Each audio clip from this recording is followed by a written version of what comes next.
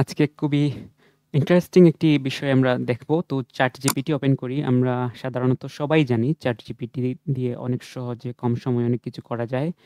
তো ChatGPT open করার পর আমি আমার একটি স্ক্রিনশট ফোল্ডারে যাব। আজকে আমরা দেখব একটি স্ক্রিনশট থেকে কিভাবে আমরা শব্দার্থ এর মিনিং বের করতে পারি। আমি যেহেতু জার্মান পড়ছি সেই সময়ে আমি চাচ্ছি যে ট্রান্সলেশনগুলো যদি আমি একসাথে পেয়ে যাই তাহলে আমার বারবার সার্চ করে পড়তে হবে না।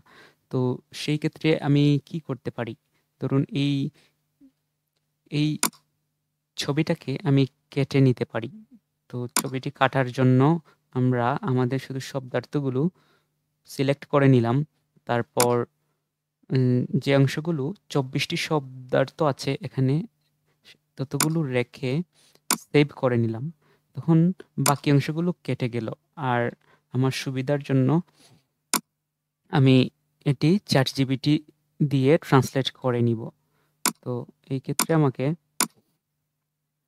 ChatGPT তে যাওয়ার পর এই আপলোড ফাইলস অ্যান্ড মোর এখানে ক্লিক করতে হবে। তারপর আমার লোকেশন ফোল্ডারে যেতে হবে। লোকেশন ফোল্ডারে যাবার পর আমি যে লাস্ট যে ছবিটি এডিট করেছি সেটা ওপেন করে নিব এবং ChatGPT-কে বলবো যে সেখান থেকে আমাকে ট্রান্সলেট করে দেওয়ার জন্য।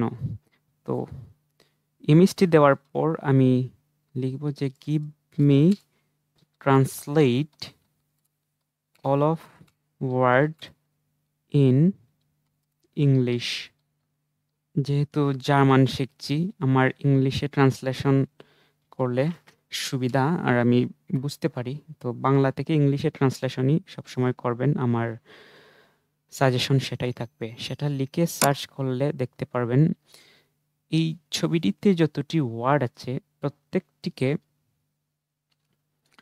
ট্রান্সলেট করে দিচ্ছে। এই যে মুডে যাইন, টু বি টায়ার্ড, ইম স্টাউ স্টেহেন, to be stuck in traffic. তো আমাকে শুধু ট্রান্সলেশন দিয়েছে, ২৪ টারই ট্রান্সলেশন দিয়েছে। আমি যদি আরো সুন্দর করে second time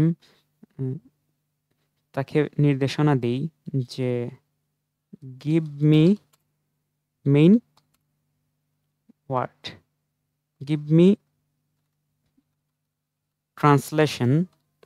translation with main word. এটা লিখে দিলে প্রত্যেকটার মূল ওয়ার্ডের সাথে চলে আসবে।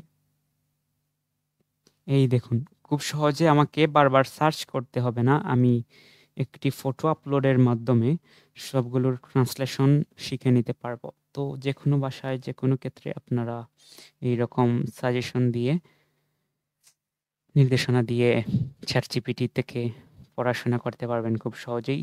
Mood design to be tired আগে আমাকে শুধু ট্রান্সলেশন পার্টটি দিয়েছিল, এখন মূল ওয়ার্ড সহ দিয়েছে। তো নির্দেশনার উপর নির্ভর করে আসলে আপনি কিভাবে নির্দেশনা দিচ্ছেন ChatGPT কে।